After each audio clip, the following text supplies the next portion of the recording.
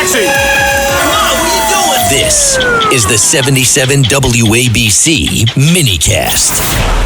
And joining us now is Lara Trump, host of My View with Lara Trump on Saturday nights at 9 o'clock on Fox. Lara, let's get to the big news. Your father-in-law, the president, just essentially said that Iran is finished. He said, we're going to play out the 60 days. They're not going to get any money, not 10 cents. It sounds like he is clearly fed up, understandably, with Iran. Yeah, well, and I'll tell you what, he's not going to be the one to be pushed around. Maybe very different from past presidents. He's taking a strong stance for the United States, and he has been very clear about what he wants from Iran and what he expects out of a deal with them. Obviously, that they cannot have or develop a nuclear weapon, they cannot purchase a nuclear weapon, the Strait of Hormuz has to be open. But, they also can't take us for fools here in the United States of America. And unfortunately, that's happened time and time again. It will not happen under this president's watch. And he's been very clear as well, Rita. He has said, look, if they violate any terms of anything we talk about, then I'm just going to go back and bomb the hell out of them. So I think he's been pretty clear with them. I think that they're willing to test the waters because it's worked in the past with other presidents.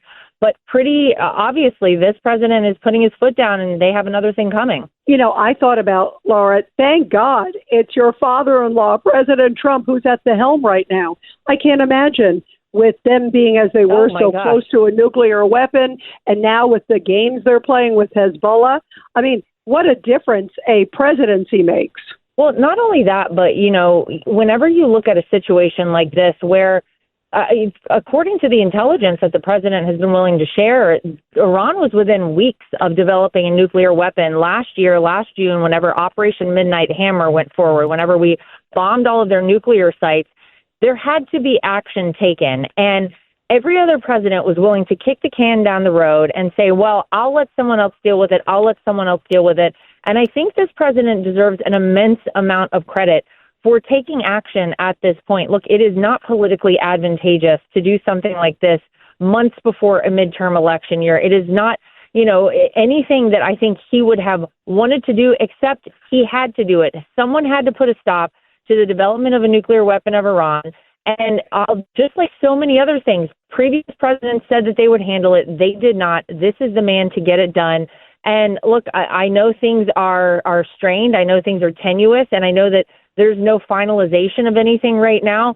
What I can tell you is that I believe that future generations are going to be so grateful that we had President Donald Trump in the White House right now, because he's doing all the necessary things to ensure the protection of this country, not just now, but for future generations. Yeah, it is absolutely courageous. And thank God he has the bravery and the courage to stand up for America, but also, really the free world. I feel so much is at stake. He's also dealing with so much politics, Laura. I mean, you've got all these individuals who are criticizing him, especially on the Democratic side. Yeah, well, that's the least surprising thing ever. This is a president who said many times, he says, I could cure cancer, and they would still have a problem with it. Look, there's nothing easy about what he's trying to do.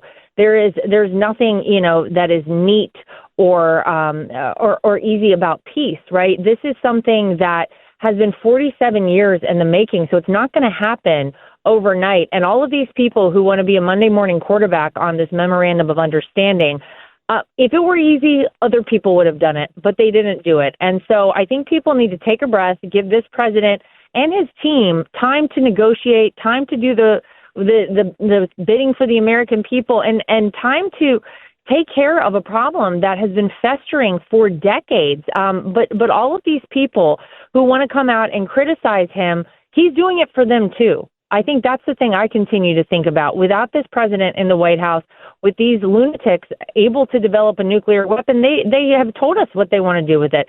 They want to get rid of Israel. They want to get rid of the United States. So they're welcome as well. And this president is fighting on their behalf, despite their insistence that he's doing something wrong. Yeah, you're right. It's a generational change, and it is Thank goodness. I've said this so many times. I can't imagine if it was another president at this time. The world should be thankful. Lara, I know also you're focused a lot on domestic politics this weekend. You have Steve Hilton, who I love, and also you have a story about animals, which I love too. John and I are like total softies for animals. Animals are the best, for sure. People may be familiar with Ridgeland Farm. They're a dog breeding facility specifically bred for laboratory research and experimentation. And Rita, this is a cruel practice that our government right now under this president, here's another great thing Donald Trump is doing, they're phasing it out. RFK Jr., Brooke Rollins from their agencies are working in tandem to phase out animal testing because it's an archaic practice.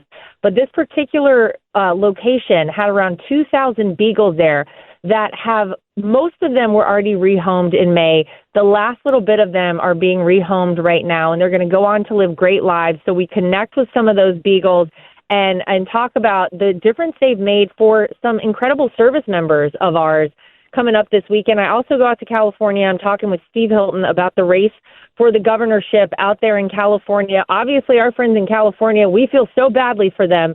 We want California to be great again.